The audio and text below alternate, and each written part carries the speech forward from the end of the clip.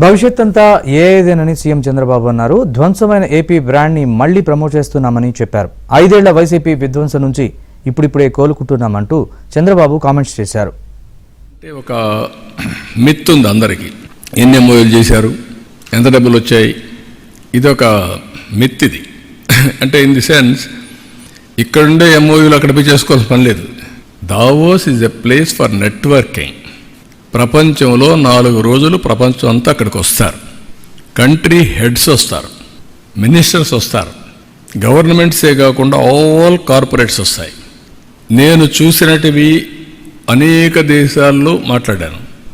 ఆ అనేక దేశాల్లో ఉండే వాళ్ళతో మాట్లాడాలంటే, నేను ఆ దేశానికి పోవాలంటే వీసాలు, టైము, అపాయింట్మెంట్లు ఎన్ని అవుతాయి. ఇక్కడ అందరినీ 3 రోజుల్లో కలిసే పరిస్థితి వస్తుంది, 3-4 రోజులు అందరినీ కలిసే పరిస్థితి వస్తుంది. నిన్న కూడా బిల్ గేట్స్ మాట్లాడుతూ ఒక మాట అన్నాడు, ఇప్పుడు యు ఆర్ ప్రమోటింగ్ ఆంధ్రప్రదేశ్ కదా అన్నాడు ఆయన. ఒకప్పుడు హైదరాబాద్ని ఇచ్చేసావు, హైదరాబాద్ పేరు కూడా చెప్పాడు. అంటే నేను అన్నాను, ఎస్ హైదరాబాద్ అనేది ఉంది, తెలుగు జాతి అక్కడ ఉంటారు, అక్కడ ఉండే వాళ్ళు ఎంజాయ్ చేస్తారు.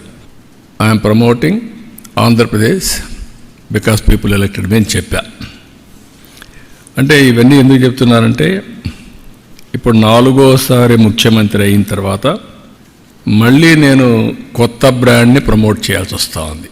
టోటల్గా డెమాలిష్ అయినటువంటి ఆంధ్రప్రదేశ్ బ్రాండ్ని, డెస్ట్రాయ్ అయిన బ్రాండ్ని ఇండియాలోనే కాకుండా ప్రపంచం మొత్తం కాదు, మేము ఉన్నాం, మీరు రండి, మేము అన్ని విధాలా సహకరిస్తాం అని చెప్పే పరిస్థితికి వచ్చింది. దాన్ని ఎడ్యుకేట్ చేయడానికి ఎన్ని ఫోరమ్స్ ఉంటే అన్ని ఫోరమ్స్ ఉపయోగించుకుంటున్నాను.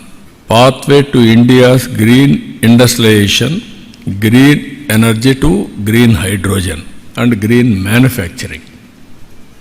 ఫ్యూచర్లో ఏది చూసినా కూడా మ్యానుఫ్యాక్చరింగ్ కూడా గ్రీన్ ఎనర్జీ వాడితే దానివల్ల అడ్వాంటేజెస్ ఉంటాయి.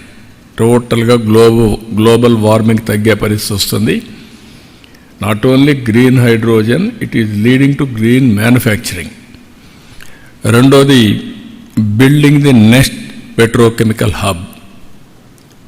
ఆంధ్రప్రదేశ్ని ఇంకొక పెట్రోకెమికల్ హబ్గా తయారు చేయాలని.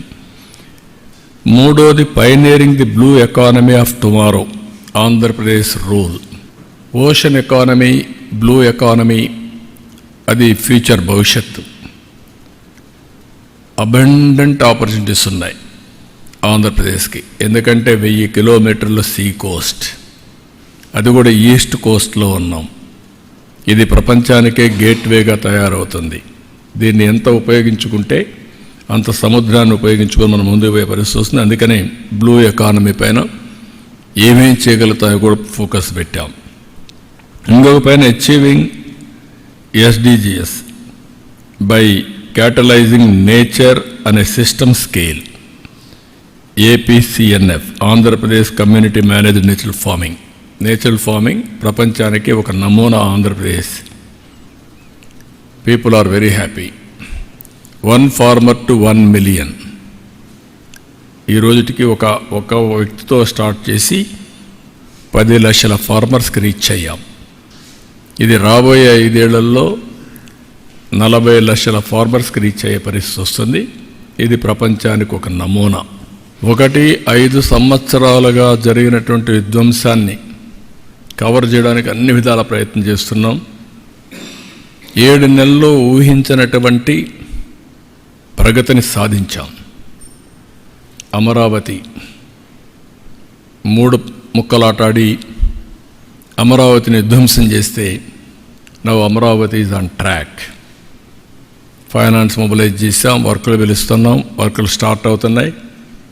వీళ్ళని తొందరలో అక్కడి నుంచి స్టార్ట్ అవుతుంది. ఇది వన్ ఆఫ్ ది బెస్ట్ సెంటర్గా తయారవుతుంది. అటు ఎడ్యుకేషన్ కావచ్చు, లేకుంటే హాస్పిటల్స్ కావచ్చు, లేకుంటే ఇన్ఫ్రాస్ట్రక్చర్ కావచ్చు, లేకపోతే ఏదైనా కానీ ఒక న్యూ సిటీగా తయారు చేస్తాం.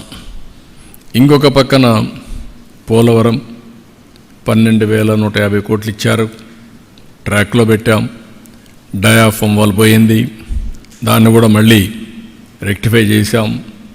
ఇప్పుడు మొత్తం ప్యారలల్ డయాఫామ్ వాల్ కట్టే పరిస్థితికి వచ్చాం. ఒక దుర్మార్గమైన కార్యక్రమంతో now we are building parallel diaphragm wall 360 కోట్లతో 400 కోట్లతో చేసిన డయాఫామ్ వాల్ ఇప్పుడు 1000 కోట్లు అదనంగా పెట్టి చేసే పరిస్థితికి వచ్చాం. టైం 2 ఏళ్ళు పోయింది. ఏదైనా ఒక టైం బౌండ్ ప్రోగ్రాం పెట్టుకున్నా 2000 డిసెంబర్ లోపల Polavaram will be completed. Diaphragm wall కూడా స్టార్ట్ చేశాం. ఇంకా అది ట్రాక్ మీద ఎక్కే పరిస్థితి